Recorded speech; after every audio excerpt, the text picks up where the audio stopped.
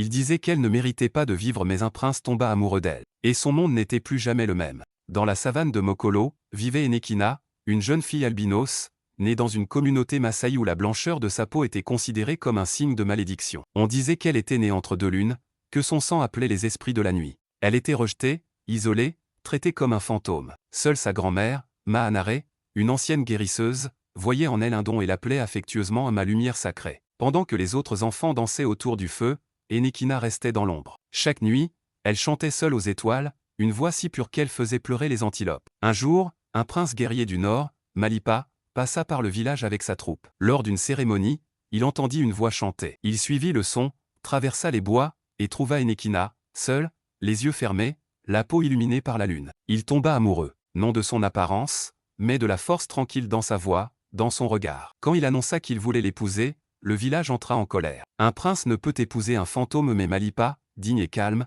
répondit, elle voit plus clair que ceux qui la regardent de travers. Elle est lumière dans un monde d'ombre. Le conseil des anciens refusa d'unir leurs mains. Alors, la nuit suivante, Enekina et Malipa s'unirent seuls, au sommet de la colline sacrée, devant la lune et les étoiles, sous le chant des hiboux et des lions. Peu après, une grande épidémie toucha les autres villages. Mais Enekina, ayant hérité des plantes sacrées de Maanare, soigna les malades grâce à son don caché. Le peuple comprit, ce n'est pas la couleur de la peau qui porte le destin mais la lumière qu'elle dégage. La leçon à retenir est ce que le monde fuit par peur et parfois ce qui peut tous les guérir. Mais suite en commentaire pour d'autres histoires.